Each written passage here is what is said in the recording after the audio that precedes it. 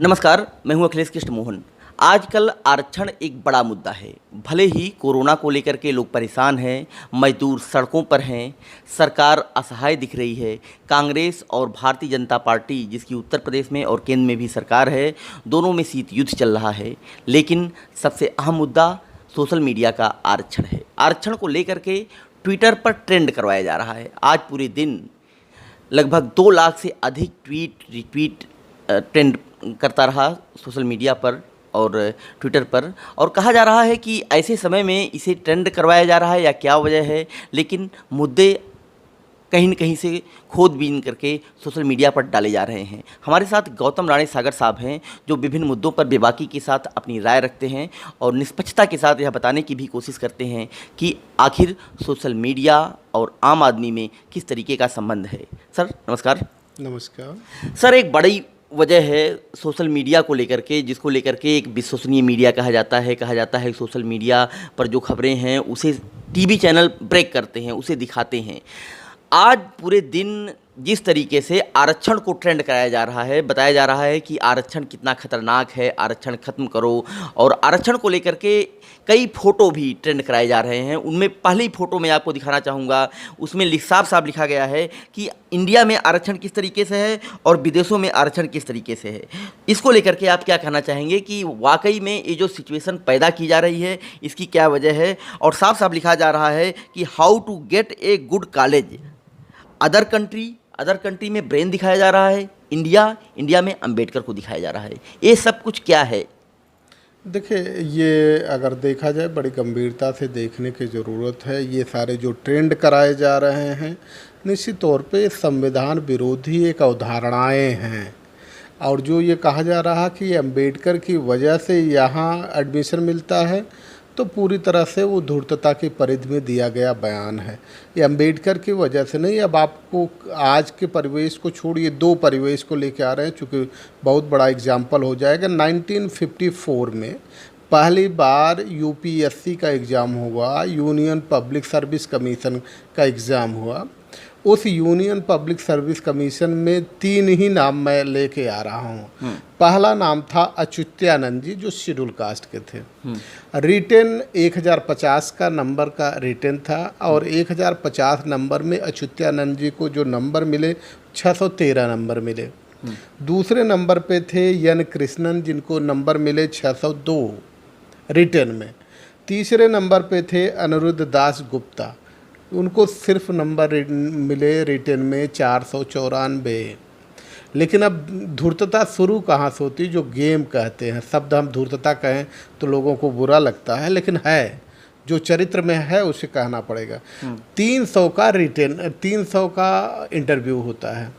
300 के इंटरव्यू में जो व्यक्ति क्वालिफाई नहीं कर पाता है, अनिरुद्ध दास गुप्ता क्वालिफाई नहीं कर पाते हैं रिटेन में, उनको नंबर दिया जाता है 300 में से 265 नंबर इंटरव्यू में। और एन कृष्णन साहब को 300 में से 260 नंबर इंटरव्यू में दिए जाते हैं। जिनका 613 नंबर था अच्युतानंद जी को, उनको इंटरव्यू में 300 में से 110 नंबर दिए जाते हैं। अब आप ये समझिए कि गेम क्या हो रहा है। अब जो व्यक्ति रिजर्वेशन जिसको कहा गया, उसको इंटरव्यू में दिया गया 110 नंबर, जबकि सारे एग्ज़ाम रिटेन के हुए सब में सबसे बेहतरीन नंबर उनके हैं। बावजूद इसके रिटेन में नंबर दिए गए उनको, रिटेन में जो नंबर आए वो 613 नंबर आए। इंटरव्यू में 110 ही नंबर कैसे पा सकता है वो व्यक्ति? ठीक है। तो परिणाम क्या हुआ, जो व्यक्ति फेल हो रहा था 265 दे करके उसको आईएएस बना दिया गया। अब इनके साथ 110 नंबर दे करके कोशिश ये की गई थी कि ये आईएएस में सिलेक्शन ना हो। लेकिन परिणाम क्या हुआ, आईएएस में सिलेक्शन इनका इसलिए हुआ, 613 नंबर वो थे, 110 ये हुए, तो 723 नंबर हो गए, तो आईएएस ये सेलेक्ट हुए। जो 602 नंबर पाया था, जब 260 नंबर उनको दिए गए तो 882 नंबर हो गए उनके। 862 नंबर हो गए। और दूसरे जो अनिरुद्ध दास गुप्ता थे 494 नंबर उनको रिटर्न में मिला, 265 नंबर इंटरव्यू में हुआ, 759 चले गए। अब आप ये समझिए, जो आदमी फिसड्डी उसको 265 नंबर आपने दिया तो वो चला गया। अब इनको कहेंगे कि ये जो है शेड्यूल कास्ट का था तो होनहार नहीं था। होनहार जो देखा जाता है वो देखा जाता है रिटेन में क्या नंबर आप लेके आए हैं। और आज भी ये तो 1954 का एग्जाम्पल हम आपको बता रहे हैं। अब हम एग्जाम्पल आपको सामने लेकर के आ रहे हैं 2019 का। 2019 में शिक्षा सेवा चयन आयोग में असिस्टेंट प्रोफेसर की भर्ती हुई। उस असिस्टेंट प्रोफेसर की भर्ती में जो कट ऑफ लिस्ट बनाई गई, कट ऑफ लिस्ट बैकवर्ड की 125.25, शेड्यूल कास्ट की 114.14 और जनरल की 105.05। अब ये आप बताइए, न तो आप योग्यता तलाश कर पा रहे हैं, योग्यता अगर तलाश करते तो 124 नंबर पाने वाला व्यक्ति बैकवर्ड का वो फेल हो जा रहा। इवन 125 नंबर हैं तो भी फेल हो गए वो, लेकिन 105 नंबर वाला पास हो जा रहा है। तो इसमें रिजर्वेशन क्या है? यहाँ जो परिपाटी चली जा रही है, योग्यता जो निर्धारित किया जा रहा, अगर कैपिटेशन के कॉलेजेस सारे बंद कर दिया जाए, सारे गवर्नमेंट कॉलेज कर दिए जाएं, तो सारी की सारी इनकी योग्यता धरी की धरी रह जाएगी। इंटरव्यू ख़त्म कर दिया जाए तो पता लग जाएगा यहाँ ये कहाँ योग्य हैं। और ये निर्धारित कर दिया जाए, जो संविधान की अवधारणा है कि जो व्यक्ति जो शेड्यूल कास्ट का है, बैकवर्ड का है, चूँकि उसको जो है बहुत सुविधाएं नहीं मिल पाती है और सुविधाएं ना मिलने की वजह से उसको शिक्षा दीक्षा नहीं मिल पाता, तो उसको थोड़ा लाभ दिया जाना चाहिए। और जो अगर वो एग्ज़ाम में बैठता है और उसके मार्क्स अच्छे आते हैं, वो जनरल में क्वालिफाई करता है, तो चाहे उसमें रिजर्व कैटेगरी में ही क्यों ना अप्लाई किया हो, वो जनरल में ट्रीट किया जाएगा, बाकी लोग रिजर्व कैटेगरी में। यहाँ उल्टा हो गया कि आपने अगर रिजर्व कैटेगरी में अप्लाई कर दिया तो आप चाहे 125 नंबर लेके आएंगे, बावजूद इसके आप जो है असिस्टेंट प्रोफेसर नहीं हो पाएंगे, 105 नंबर वाला असिस्टेंट प्रोफेसर हो जाएगा। ठीक है गौतम साहब, अगले एक तस्वीर की हम बात करेंगे जिसको भी सोशल मीडिया पर आज ट्रेंड कराया गया, और उस तस्वीर को आप समझ लीजिए क्या है कि एक फ़ोटो है और उसमें एक रिक्शा है और रिक्शे पर ओबीसी और एससी के लोग बैठे हुए हैं, आराम से बैठे हुए हैं, मुस्कुरा रहे हैं, और एक जनरल व्यक्ति रिक्शा खींच रहा है। यह इंडिया में क्या है? इसे क्या दिखाने की कोशिश की जा रही है? यह सोशल मीडिया पर ट्रेंड कराया जा रहा है एंटी रिजर्वेशन को लेकर के कि जनरल और ओबीसी के लोग, नहीं सॉरी, एससी और ओबीसी के लोग रिक्शे पर बैठे हैं और एक जनरल उनको खींच रहा है। देखिए, फिर हम वही शब्द यूज करेंगे कि ये झूठ और फरेब की असीमित शक्तियाँ हैं। शेड्यूल कास्ट रिक्शा खींच ले कोई फ़र्क नहीं पड़ता, बैकवर्ड रिक्शा खींच ले कोई नहीं फर्क कैटेगरी का है तो वो रिक्शा नहीं खींचना चाहिए उसको। नहीं, वो ग्राफिक है, ग्राफिक के द्वारा दिखाया गया है। वो ग्राफिक वही तो कह रहा है ना, वो ग्राफिक से यही दिखाने की कोशिश कर रहे हैं कि आखिर ये सवर्ण कैटेगरी में पैदा हुआ तो ये रिक्शा क्यों खींचे। रिक्शा खींचना इसको नहीं, ये रिक्शा खींचना इसके क्षमता की बात नहीं है, इसके उसमें दायरे में नहीं आता। ये तो शासन करने के लिए बना है, ये रिक्शा क्यों खींचे। अच्छा, मतलब अच्छा जो कुछ है, लेकिन आप ये बताइए कि ऐसे अगर तस्वीरें लेकर सोशल मीडिया पर आप आजकल लोग आ रहे हैं और वो वायरल भी हो रही हैं, ऐसा नहीं है कि वायरल नहीं हो रही हैं, तो इसके पीछे कुछ मकसद भी होगा, और मकसद भी आप बताइएगा। इसी के साथ एक तस्वीर का और मैं जिक्र आपसे करना चाहूँगा कि एक पाइप है जिससे पानी जा रहा है और बीच में एक पत्थर पड़ जाता है। वो तस्वीर भी वायरल की जा रही है और बीच में एक पत्थर पड़ जाता है। इंजीनियर क्या करता है कि उस पत्थर के ऊपर से पाइप को ले जा करके दूसरी तरफ पानी सप्लाई कर देता है, और बताया जा रहा है कि ओबीसी और एससी कैटेगरी के इंजीनियर इसी तरीके के होते हैं। क्या है यह? देखिए, जिस तरह से लेके आने की कोशिश की जा रही है, अगर आप कहें तो मैं पूरे के पूरे एग्जाम्पल दे सकता हूँ। जितने भी वो ब्रिज गिरे हैं, जो बड़े बड़े ब्रिज गिरे हैं, और उसमें चाहे वो वाराणसी का ही हो जिसमें बहुत नितिन गडकरी का बड़ा प्रकरण आया था, तो उसमें तो कोई शेड्यूल कास्ट का इंजीनियर नहीं था, उसमें तो सारे जो सवर्ण इंजीनियर थे। तो कैसे पुल गिर गया? फैक्ट ये है कि शेड्यूल कास्ट की योग्यता अगर आपको देखनी है तो ब्रिटिश काल में सबसे ज़्यादा इंजीनियर जो होते थे, जो मेहनत करते थे, वो शेड्यूल कास्ट के ही थे, योग्यता थे, और शेड्यूल कास्ट बाकायदा अंग्रेज़ों ने 1919 में ये तय कर दिया था, प्रतिबंध लगा दिया था कि जो जूरी वो बनाते थे, एक जज के बाद जूरी मेंबर 10 या 20 जूरी मेंबर बनाते थे, उसमें उन्होंने ब्राह्मणों को रोक दिया था कि ब्राह्मण कोई जूरी का मेंबर नहीं हो सकता, क्योंकि इसके अंदर न्यायिक चरित्र ही नहीं होता। तो जो ये लोग बात कर रहे हैं वो न्यायिक चरित्र के लोग ही नहीं हैं, तो न्यायिक बात नहीं कर सकते। ये धूल की रस्सी ही भरने का काम करते हैं, धूल की रस्सी ही बनाते हैं, इसी तरह की व्यवस्था करते हैं। अब आपको एग्जाम्पल तो हमने बता दिया ना, 125 नंबर पाने वाला व्यक्ति जो बैकवर्ड का है वो फेल हो जा रहा है, वो असिस्टेंट प्रोफेसर नहीं हो पा रहा है, लेकिन 105 वाला असिस्टेंट प्रोफेसर हो जा रहा है। तो योग्यता कहाँ है? तो ये इस तरह की जो दिखाने की कोशिश की जा रही है, और इसको समझने के लिए 1931 में राउंड टेबल कॉन्फ्रेंस में बाकायदा उस पर चर्चा हुई थी। चर्चा में सबसे पहले गांधी जी ने ये कहा था कि mister prime minister, I want a well versed government. तो डॉक्टर अंबेडकर ने कहा था कि mister prime minister, well versed government की ज़रूरत नहीं है, there is needed of the representative government, because representative government is better than well versed one.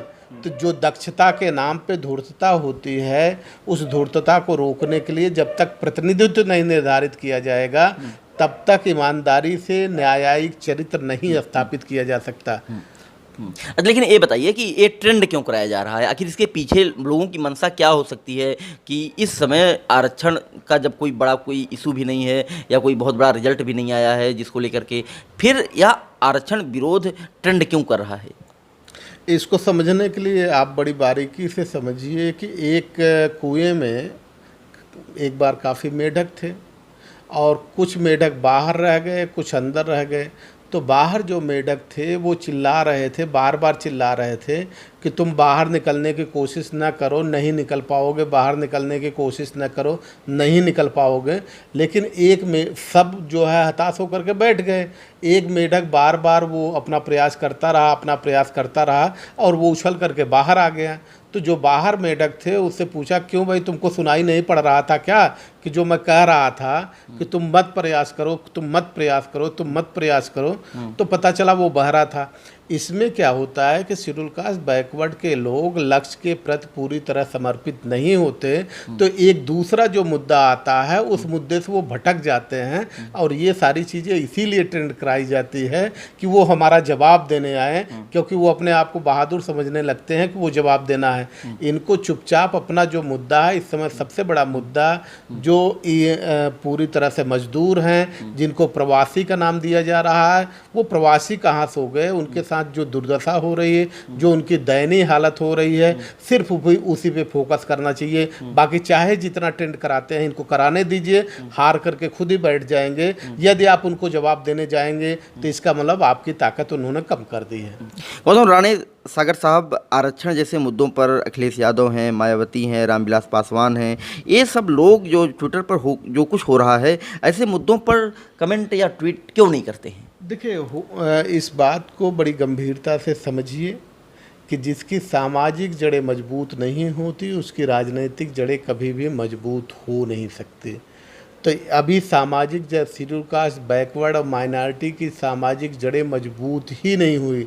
बगैर सामाजिक जड़ें मजबूत किए हुए ही ये नेता हैं, और जब उसकी वजह से नेता हैं तो अपने सामाजिक दायित्वों को, सामाजिक जिम्मेदारियों को कभी नहीं समझते, सिर्फ कुर्सी के लिए चक्कर में पड़े रहते हैं। और जब कोई आकर के डरा देता है, चूँकि सामाजिक जड़ें इनकी मजबूत नहीं हैं, डरा देता है तो डर करके, भयभीत होकर के बैठ जाते हैं। हो सकता है क्योंकि इस समय जो सरकार चल रही है, पहले जो सरकार होती थी छोटी छोटी चीज़ें अवॉइड कर दी जाती थी, परंतु अब जो सरकार है छोटी छोटी चीज़ें पकड़ करके ही लोगों को प्रताड़ित करने की कोशिश कर रही है, इसलिए वो डरे बैठे हैं। तो जिसको आप कहते हैं भयभीत राजनीति करने वाले लोग हैं। और अच्छा, ये बताइए, एक आखिरी सवाल है गौतम राणे सागर साहब, कि जाति आधारित आरक्षण आप चाहते क्यों हैं? जब तक जातियां रहेंगी, जात आरक्षण हम कहाँ चाहते हैं? अगर जातियों के आधार पे उनको कहीं लाभ मिल रहा है और बेइंतहा लाभ मिल रहा है, जो बच्चा पैदा होकर के चलना भी नहीं जानता उसको भी बचपन से पंडित जी पाँव लागी कहा जाता है, और जो बुढ़ा 50 साल का हो गया, 60 साल का हो गया, 62 साल का हो गया, 70 साल का हो गया, 14 साल का एक ब्राह्मण का बच्चा, एक ठाकुर का बच्चा, उसको नाम लेकर के पुकारता है। तो ये क्यों पुकारता है? केवल जाति आधार पे तो पुकारता ना। तो जब तक जातियां रहेंगी, जात आधारित व्यवस्था चलती रहेगी, क्योंकि जिन्होंने जातियां बनाई है, जातवादी जात के आधार पर आरक्षण नहीं मांगेंगे, तो वो इतने फरेबी हैं, इतने सातिर दिमाग के हैं, उसकी असीमित शक्तियों के स्वामी हैं, वो आपको भटका देंगे। चूँकि जात आधारित रिजर्वेशन रहता है तो वो मजबूरी है उतना पूरा करने की। वो इसलिए चाहते हैं कि जातवादी आरक्षण खत्म हो जाए ताकि थोड़ा बहुत जो भी इनके बचे हैं वो हम छीन लें। गौतम साहब, तमाम कटिंग्स सोशल मीडिया पर अखबारों की कटिंग से ट्रेंड कराई जा रही है, दिल्ली से और तमाम अन्य प्रदेशों के जो अखबार की कटिंग्स हैं, उसको लेकर के आप क्या कहेंगे? कि कहा जा रहा है कि दलित पिछड़े सारा आरक्षण ले रहे हैं, उनका भला ज़्यादा हो जा रहा है, सवर्णों का भला कम हो रहा है, तो क्या है यह पूरा मामला, क्या है? इसको आप जैसे पत्रकारिता करने वाले लोग हैं, आप थोड़ा सा दिमाग लगाइए तो उस कटिंग पे जाइए, तो कटिंग में न कहीं पेपर का जिक्र होगा कि कौन सा पेपर है। नहीं, कई पेपरों में जिक्र भी है। कोई पेपर इस तरह का नहीं होगा जो नेशनल लेवल पे नेशनल लेवल पे उसका वजूद है, क्योंकि वो जिस दिन लिख देगा उसके खिलाफ कार्रवाई हो जाएगी। ये ऐसे पेपर हैं जो जेब में छप करके और जेब में ही बंटते हैं, तो इन पेपरों पे ज़्यादा ध्यान देने की ज़रूरत नहीं है। वो उनका काम यही है कि आपको किस तरह से वो माइंड डाइवर्ट करा सकें, और माइंड डाइवर्ट करने की ज़रूरत है। आपका जो लक्ष्य है, इस समय सरकार अपने मोर्चे पे विफल हो रही है। कोरोना तो दूसरी बात, कोरोना से तो लोग तब मरेंगे जब जीवित बचेंगे। अभी तो लोग भूख से मर रहे हैं, घर नहीं पहुंच पा रहे हैं। तो अभी सबसे पहले ये देखा जाना चाहिए कि वो जो भूख से तड़प रहे हैं लोग, घर पहुंच रहे हैं लोग। प्रतिदिन यहाँ तकरीबन 6000 ट्रेनें चलती थी, राउंड करके चलती थी, और 3 करोड़ लोगों को प्रतिदिन देश के कोने कोने पहुंचाती थी। अब आज 15 दिन से ट्रेन चल रही है। हमारे रेल मंत्री कह रहे हैं कि हमने 14 से 15 लाख लोगों को घर पहुँचाया। फंसे 28 करोड़ लोग हैं। तो आप 3 करोड़ लोगों को प्रतिदिन लक्ष्य था, तो वो क्यों नहीं कर रहे हैं आप? ठीक है, और पहुंचाने का मामला है, लेकिन एक आखिरी सवाल हमारा है कि 15% लोग आपके मुद्दे पर ट्रेंड करवा लेते हैं, सोशल मीडिया पर आप पीछे हो जाते हैं, ट्विटर पर आपको मतलब पछाड़ देते हैं, आप 85% होने का दावा करते हैं और आप कुछ नहीं कर पा रहे हैं, क्या वजह है? देखिए, संख्या बल में 85% हैं, इसमें कोई दो राय नहीं है, लेकिन बौद्धिक स्तर पे आज भी पीछे हैं। और बौद्धिक जो आप ट्रेंड करा ले जा रहे हैं, आप इतने ईमानदार होते हैं कि हमने एक अकाउंट बना लिया तो इतनी पूरी हो गई। लेकिन वो चूँकि उनको यही साजिश करनी है, तो एक व्यक्ति 50 अकाउंट बनाता है और अपने ही ट्वीट को 50 बार रीट्वीट करता है।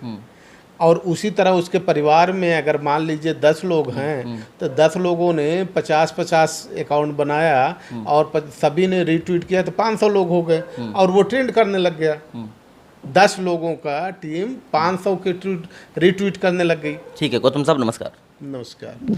तो आप देखिए, आरक्षण को लेकर के एक बड़ी बहस फिर शुरू हो रही है और लोग सोशल मीडिया पर इसे जगह दे रहे हैं, ट्रेंड कराया जा रहा है, ट्विटर पर ट्रेंड कराया जा रहा है। और एक बड़ी बात यह है कि अब आरक्षण के विरोध को लेकर के बातें हो रही हैं। हालांकि अभी हाल ही में 15% आबादी, एक तरीके से कहा जाए सवर्ण आरक्षण भी 10% लागू कर दिया गया है 15% की आबादी को, लेकिन उसका विरोध 85% करने में नाकामयाब रहा है। गौतम जी भले ही कितना भी दावा करें, लेकिन ये विरोध नहीं कर पाए हैं।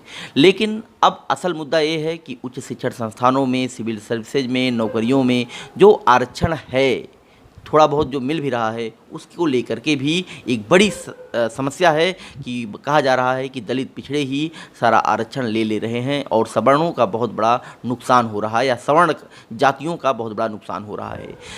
जातिगत आरक्षण को खत्म करके एक तरीके से गरीबी के आधार पर आरक्षण देने की बात हो रही है। हालांकि जो जातिगत आरक्षण दिया गया है उसको लेकर के कि भी एक बड़ा सवाल यह खड़ा होता है कि जो मजदूर आज सड़कों पर हैं वह निश्चित रूप से गरीब हैं और वह दलित और पिछड़े समुदाय से ही 90 से 95% हैं। ऐसे में अगर उन्हें आरक्षण का लाभ मिल ही रहा है जैसा दावा किया जा रहा है तो वह मजदूर क्यों बने रहते हैं हमेशा, वो विकास की मुख्यधारा में या नौकरियों में क्यों नहीं आ पाते हैं। यह अपने आप में सबसे बड़ा मुद्दा है जिसको लेकर के मुख्य मीडिया, टीवी चैनल, अखबार छापने से, प्रकाशित करने से बचते हैं।